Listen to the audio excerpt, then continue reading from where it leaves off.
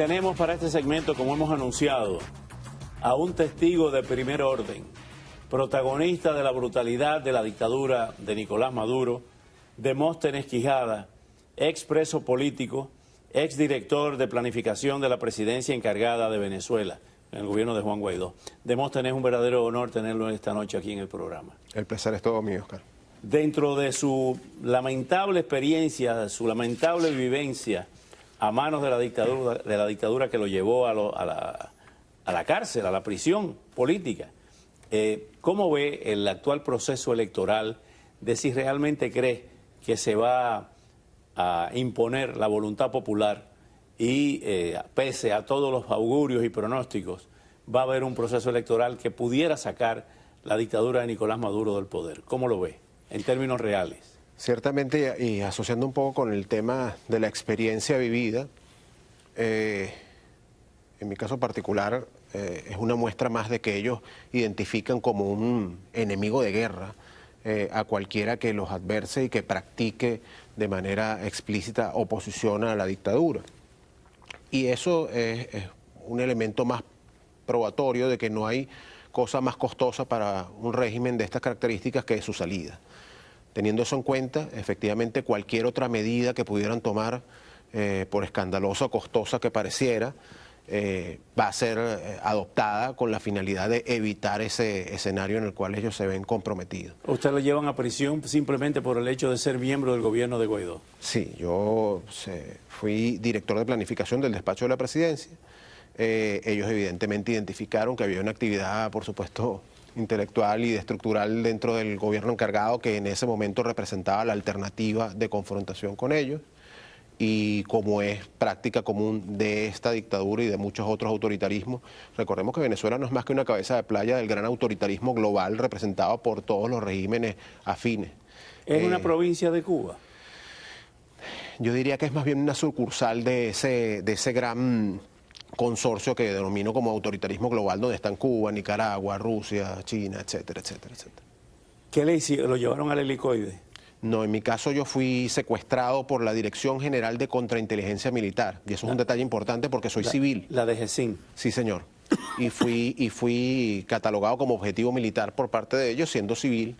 Y entonces fui recluido y torturado en las instalaciones de la DGCIN en Boleíta y también en casas externas de tortura en las que ellos practican.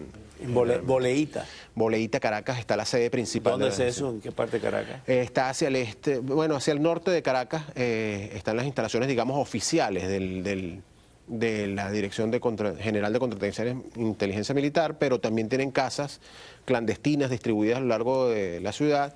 De hecho, 17 de ellas documentadas por la ONU hace algún tiempo ya, y tuve la lamentable experiencia de estar en una de ellas también. ¿Lo torturaron? Sí, por supuesto. ¿Qué le hicieron? Bueno, haciendo lo que se pueda decir. Exacto.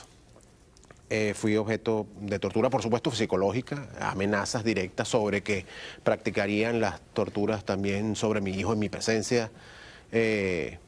Fui objeto de golpes, baños de agua helada, aislamiento, espacios cerrados de 2 metros cuadrados, privado del sueño, impulsos eléctricos aplicados en la zona lumbar de la espalda. ¡Qué horror! ¿Habían extranjeros en esas torturas? No podría determinar que los ejecutores lo hicieran, pero sí puedo dar fe de que escuché acentos no autóctonos en las instalaciones, aun cuando estaba yo aislado sensorialmente con vendas o con carpetas como ellos usan. ¿Acentos cubanos? Sí. Acentos cubanos, o sea que los cubanos forman parte de ese grupo de torturadores.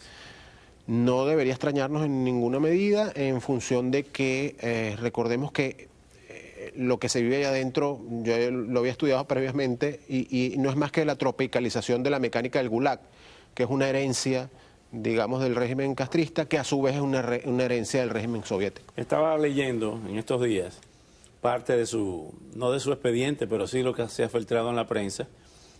A usted le sembraron, como se dice popularmente, explosivos, granadas y otro tipo de armas, de que usted las tenía en su casa. No, imagínese, en ese entonces mi hijo de 8 años vivía conmigo, con mi esposa en la casa.